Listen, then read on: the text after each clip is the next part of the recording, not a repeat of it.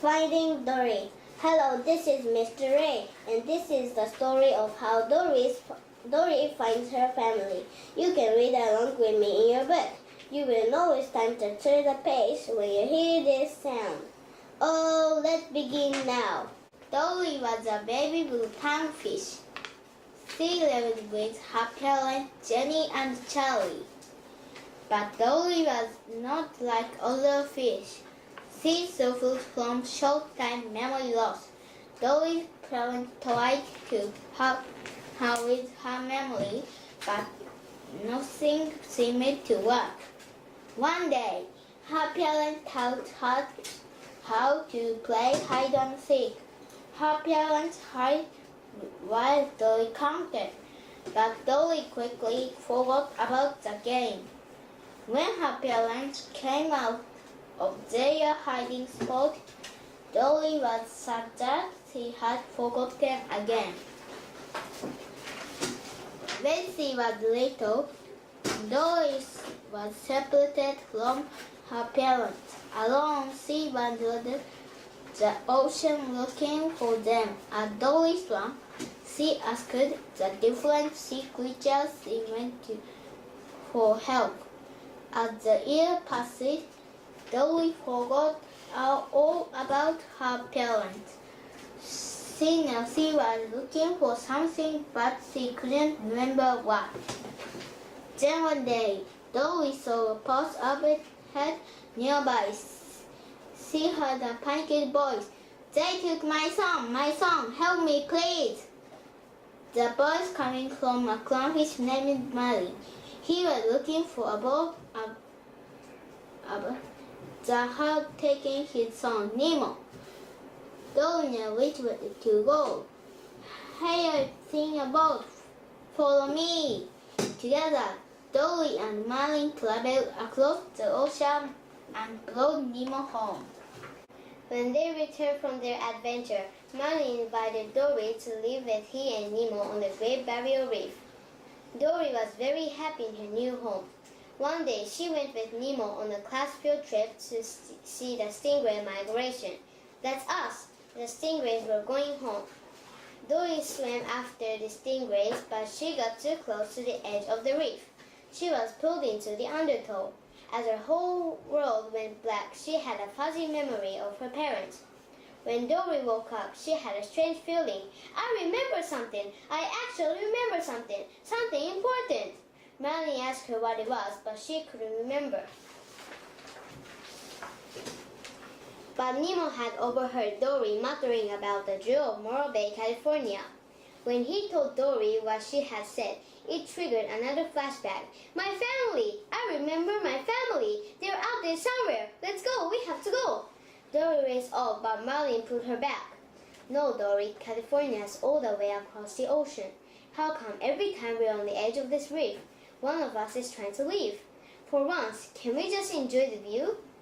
Dory looked at Marlin sadly. "Please, all I know is that I miss him. Do you know what that feels like?" Marlin remembered how much she had missed Nemo when he was gone. Marlin sighed. "I know what that feels like." He and Nemo agreed to go to California with Dory. With the help of Marlin's sea turtle and Crush, the trio soon made it across the ocean. When they got to Morro Bay, Dory swam around shouting for her parents. A group of hermit crabs tried to shush her, but they were too late. Dory had woken a giant squid. The squid chased the trio and grabbed Nemo, but the squid lost his grip and the friends were all flocked in a nearby kelp forest. As Marlin comforted Nemo, he lashed out at Dory. "Go wait over there and forget. It's what you do best." Upset, Dory went to find help. Suddenly, she heard a voice. Dory swam to the surface, calling out to Nemo and Marlin. "Guys, I found help!" Marlin and Nemo caught up with Dory just in time to see a pair of hands grab her and take her away in a boat. The humans dropped Dory into a fish tank and clipped an orange tag to her fin. Suddenly, an octopus popped out of the sink next to her. His name was Hank. He was actually a septopus, an octopus with 7 tentacles. Hank told Dory that she was in quarantine, where sick animals were treated before being released back into the ocean. Then he explained what her tag meant. It's a transport tag for fish who can cut inside the institute. They get transferred to permanent digs, an aquarium in Cleveland. Dory told Hank that she couldn't go to Cleveland. She had to get to the Zoo of Morro Bay, California, to find her family. Hank looked at her confused. That's this place, the Marine Life Institute, the Zoo of Morro Bay, California. You're here. Dory gasped. I'm from here. Hank asked her what exhibit she was from, but Dory couldn't remember. The octopus offered her a deal. If he helped Dory find her family, she would give him her tag so Hank could go to Cleveland in her place. Dory agreed and the pair took off. As Hank and Dory wandered the institute, they met Bailey, a beluga whale who could use sound waves to see, and the whale shark named Destiny. Destiny knew Dory. You and I were friends. We'd talk through the pipes when we were little. You from your exhibit, me from here. We were pipe pals. Destiny told Dory that she was from the open ocean exhibit. She suggested that Dory swim through the pipe to get there, but Hank couldn't fit into the pipes, and Dory was worried she would get lost on her own. She was determined to find another way to the exhibit. Using baby stroller for transport, Dory navigated while Hank rode them toward the open ocean exhibit.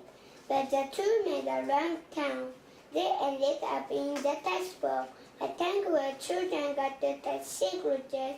Hank was scared, but Dory encouraged him to just keep swimming. Finally, they escaped. Dory looked up. They had made it to the open ocean exhibit. Dory gave Hank her tag. You know, I think I'm going to remember you. Hank shook his head. You forget me a happy kid. I have a hard time forgetting you, though. Gently, Hank dropped Dory into the tank. Meanwhile, out in the ocean, Maru and Nemo were looking for a way to save Dory when they met the sea lions. The sea lions explained that the boy had taken Dory into the Marine Life Institute, where she would be put in quarantine. Maru was worried. How would he and Nemo get inside to save Dory? The sea lions called for Becky, a bird nearby. Becky scooped up Maru and Nemo in a bucket and headed for the institute, but Becky got distracted and left the bucket in the tray. Thinking they had been abandoned, Maru tipped the bucket over. He and Nemo followed and landed in the institute guest shop. Maru looked around. We are at rest. We're not stuck in a bucket anymore. Back in the open ocean exhibit, Dory spotted a trail of sharks. She followed it and found her child home. Her parents went inside, but her memory came flooding back. She remembered going outside to look for a shark for her mom and being stuck in her undersoul. It was my fault. My parents. I lost them. Just then a crab interrupted Dory's thoughts. He told her that the blue tanks had been taken to quarantine. Dory couldn't believe it. What? No, my parents are back in quarantine. They're being shipped to Cleveland, but I just got here. The crab gave Dory direction back to quarantine. Without Hank around, she would have to go through the pipes. Steering herself, Dory bravely swam forward. But try as she might, Dory couldn't remember the directions. In no time, she was lost.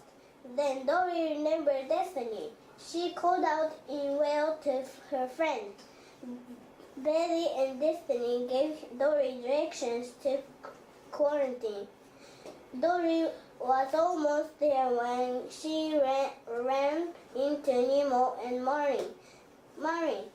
They had found a way out of the gift shop aquarium and into the pipes. They had been looking for Dory. Marin apologized to Dory. Then he headed back down the pipes. Follow me. It's time to head home. Dory wasn't ready to go. Wait. My parents are here. A trio confused through the pipes together toward quarantine. But Dory was nervous to meet her parents. Do you think my parents will want to see me? Because I lost them? Marie smiled at Dory. Ever since I met you, you showed me how to do stuff I've never dreamed of doing.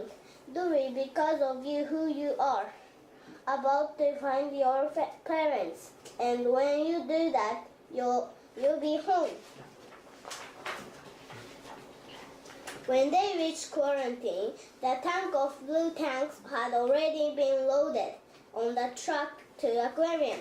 Suddenly, Hank appeared, lifting Dory and her friends into the coffee pot. He and her friend he helped them onto the truck inside the blue tanks. Recognized Dory. They explained that her parents had gone to quarantine to find her years ago. They had never returned. Dory realized her parents were gone. I don't have a family. Nemo shook his head. No, Dory, that's not true. Dory swam backwards into the coffee pot and was scooped by Hank. Looking in the pot, she was surprised to see that Marty and Nemo weren't there. Your orange friends are on their way to Cleveland. Suddenly, an institute worker grabbed Hank. Surprised, Hank dropped Dory. He watched horrified as the little blue tank spilled onto the floor and down on a drain to the ocean. Dory stepped out of the drain into the ocean. All along, she began to panic. What did I do? What would Dory do? As Dory swam, she spotted a trail of shells. She decided to follow it. In the distance, Dory saw two figures moving toward her. It was her parents. They were overjoyed to see Dory. Crying happily, they put Dory close. She smiled. It's you! It's very you! Dory's parents explained that when they didn't find her in quarantine, they realized that she must have gone through the pipes to the ocean. They knew they had to do the same thing. They had been waiting in the same spot for years, hoping Dory would be found. When her parents asked her if she had been alone all the time, Dory suddenly remembered her friends. Mary and Nemo are still on the truck. Dory and her parents swam toward the institute. Dory called out to Destiny to help them. Betty and Destiny jumped out of their boats and into the ocean. The whale sharks were thrilled to see Dory, but Dory didn't have any time to waste. Betty had used his special sight to locate the truck. Dory asked some others for help. Destiny flipped Dory toward the truck and one of the others caught her. On Dory's signal, other others began to hug. It was a cuddle party. Traffic stopped. The others brought Dory to the back of the truck. Hank took Dory and placed her into Mary and Nemo's tank. Nemo was excited to see Dory. Dory, you came back! Dory smiled at him and Marin. She couldn't leave her family. Suddenly, Hank knocked on their tank. The fish had to find a way to get back to the ocean before it was too late. As Merlin called for Becky, Hank put Merlin and Nemo into the bucket. Hank had just picked up Dory when Becky swooped in and grabbed the bucket. She didn't realize Dory was still on the truck, dropping Merlin and Nemo into the ocean. She turned around to go back for Dory. Back on the truck, Dory tried to convince Hank to come with them. She didn't want him to go to Cleveland because the best thing it happened by chance, because that's life and that's you being with me out in the ocean. Not safe in some stupid glass box. Hank agreed. Just then, the truck doors slammed shut, locking Dory and Hank inside. Hank was ready to give up, but Dory refused. There's gotta be a way. There's always a way. Looking up, the two spotted a vent in the ceiling. Hank was relieved. Hurry, Carp! There is another way. Together, the pair squeezed through the vent. Holding Dory, Hank stretched himself across the window shade. The two institute workers inside the truck jumped out. Hank took the driver's seat and set Dory in a cup. He steered while Dory navigated. Dory knew they had to get back to the ocean. Nervously, Dory looked at Hank. She was going to ask him to do something crazy. He smiled. I'm okay with crazy. Together, they drove the truck off the wall and into the ocean. Dory, Hank, and the rest of the fish fell into the ocean, where Dory's friends and family were waiting. They were free. A short time later, Dory found herself back on the Great Barrier Reef. Hank, Destiny, Bailey, and her parents had come to live with her, Merlin, and Nemo. One day, Merlin followed Dory to the drop-off. He was worried that she would forget where she was going and get lost. Dory stopped at the edge, looking out into the vast blue. Then, she turned to Merlin. I was just enjoying the view. Merlin settled next to Dory and turned around. Wow, it's quite a view. Dory looked behind her. Her combined family was gathered together, smiling at her. Dory had a feeling she'd remember this moment forever.